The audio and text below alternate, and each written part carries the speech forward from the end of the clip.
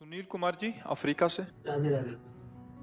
राधे राधे महाराज जी, आपके चरणों में कोटि कोटि प्रणाम। महाराज जी, ये प्रश्न मेरे मन में बचपन से है पर आज तक उत्तर नहीं मिल पाया। प्रश्न लिखते हुए भी मन डर रहा है कि आप क्या सोचेंगे। महाराज पता, जी, देखो हमको कुछ पता नहीं, हमें कुछ सोच नहीं। आप प्रश्न करो, श्री जी चाहेंगे तो उत्तर मिल जाएगा, नहीं चाहेंगे तो हम तो कक्षा 9 पढ़े हैं 9 पढ़े हुए क्या उत्तर दे सकते हैं।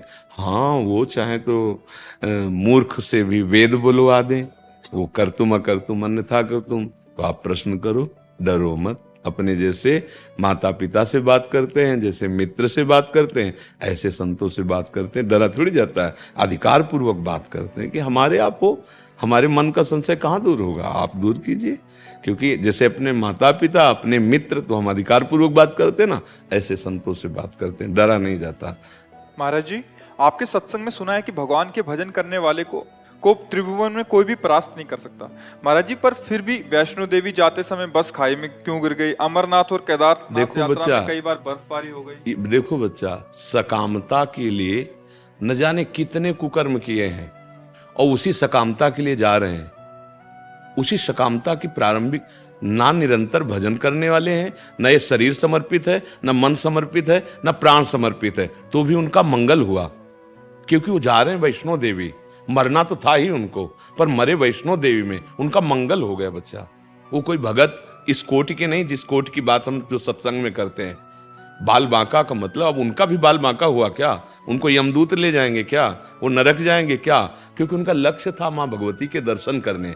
इतने बड़े तपस्वी नहीं थे, इतने बड़े महात्मा नहीं थे, उन्होंने मनोनिग्रह नहीं किया था, लेकिन जो ये सब करने का फल मिलता है वो उनको मिल गया। शरीर तो छूटना ही था। शरीर की एक अवधि है। अगर 60 वर्ष की आयु है तो सेकंड नहीं बढ़ा पाओगे। सेकंड 60 वर्ष तक तुमने जितनी संपत्ति कमाई सब दे दो और 1 सेकंड श्वास बढ़वा लो, ऐसा सृष्टि में विधान नहीं है।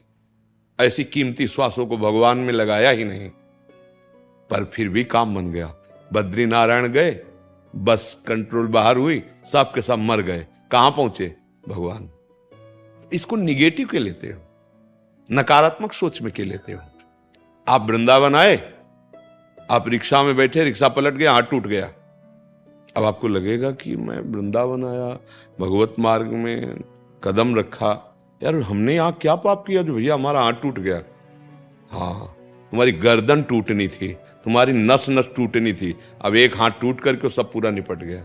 एक जो है, कई बार सुना चुके हैं, सत्संग जो अच्छे से सुनोगे तो उत्तर सब उसी में मिल जाएंगे। बाल्यावस्था से भजन में लगे हुए थे, तो यौवन अवस्था थी, बैरागी बनकर गंगा स्नान करने जा रहे थे कि 90 लोग उधर से, कोई भाला, कोई लाठी, कोई तलवार, उस समय ये चलती थी, वो घेर लिए उनको मारने के लिए। उनका भैया काट तो डालोगे, 90 लोग हो, हम अपने ठाकुर को स्नान करके चरणामृत पी लें, फिर मार डालना। स्नान किया, वो लोग रुके रहे, ठाकुर जी को स्नान किया, चरणामृत किया और भाव में हुए कि प्रभु हमसे इस जन्म में कोई गलती तो हुई नहीं, फिर मतलब इतना बड़ा दंड, 90 लोग हमें एक साथ मारेंगे। तो भगवान उनके भाव में प्रकट हुए, बोले देखो अब तुम हमारे पास आ रहे हो, तुमने 90 ऐसे बड़े भयंकर हिंसात्मक अपराध किए थे कि तुम्हारे 90 जन्म होते और एक एक करके तुम्हें 90 मारते।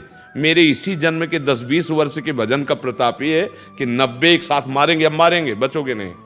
अब पर तुम हमारे पास आ रहे हो और तुम्हें और कुछ नहीं हो। अनंत जन्मों का रजिस्टर नष्ट हो गया और सीधे भगवत प्राप्ति हुई। पर देखने में लगा कि 90 लोगों ने मिलकर भक्त की हिंसा कर दी। देखने में जो दृश्य, परिणाम परिणाम परिणाम देखा जाता है, उसी को कहा जाता है बाल बांका नहीं कर सकता परिणाम को। ऐसा संशय नहीं करना। देखो, जब हम भगवत पार्षद बनते हैं तो सामर्थ्य भी होती है, ध्यान देना। इसलिए बच्चा, इस प्रश्न का समाधान निगेटिव में नहीं है, पॉजिटिव में है। आपको समझ में आया? संतुष्ट हैं आप इस बात से? जी।